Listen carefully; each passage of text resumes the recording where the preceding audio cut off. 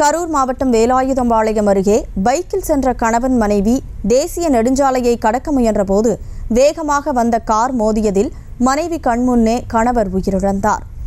இதுகுறித்த சிசிடிவி காட்சிகளும் வெளியாகியுள்ளன. கூடுதல் விவரங்களோடு இணைகிறார் செய்தியாளர் பிரபாகரன். வணக்கம் பிரபாகரன், முழு விவரம். வணக்கம் கனிமொழி.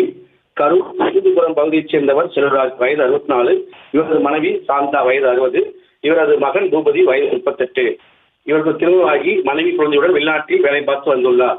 இந்நிலையில் செல்வராஜ் ஈரோடு மாவட்டம் சோலார் பகுதியில் புதிதாக வீடு கட்டியுள்ளார். அந்த வீட்டில் கிரயப்பிரவேசம் செய்ய உள்ள நிலையில் உறவினர்களுக்கு அழைப்புதல் கொடுப்பதற்காக செல்வராஜ், அவரது மனைவி சாந்தா ஆகியோர் இன்று ஸ்கூட்டரில் கரூர் செங்குதுபுரத்தில் இருந்து வேலாயுதம்பாளையம் பகுதியில் வந்து உறவினருக்கு அழைப்புதல் கொடுத்து விட்டு சென்று கொண்டிருந்த போது ஆவரன் காட்டுப்புத்தூர் பகுதியில் அருகே தனது ஸ்கூட்டரில் செல்வராஜ் கரூர் தேசிய நெடுஞ்சாலையில் பகுதி திரும்பிய போது கேரளாவில் இருந்து பெங்களூர் நோக்கி அதிவேகமாக வந்த கார் ஒன்று செல்வராஜ் ஓட்டி வந்த ஸ்கூட்டர் மீது மோதியது. இது செல்வராஜ் மற்றும் அவரது மனைவி படுகாயத்துடன் தூக்கி வீசப்பட்டனர்.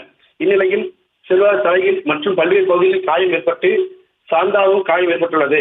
இந்நிலையில் அக்கம் பக்கத்தினர் ஆம்புலன்ஸ் மூலம் சாந்தாவை தனியார் மருத்துவமனைக்கும் செல்வராஜை அரசு மருத்துவமனைக்கும் அனுப்பி வைத்தனர். அரசு மருத்துவமனைக்கு சென்ற செல்வராஜ் சிகிச்சை பலனின்றி உயிரிழந்தார். நிலை குறித்து வேளாண் போலீசார் வழக்கு பதிவு செய்து விசாரணை மேற்கொண்டு வருகின்றனர். தற்போது இருசக்கர வாகனத்தில் மீது கார் அதிவேகம் மோதிய 10 அடிக்கு மேல் தூக்கி வீசப்பட்ட சிசிடிவி காட்சி சமூக வலைதளங்களில் வைரலாகி வருகிறது.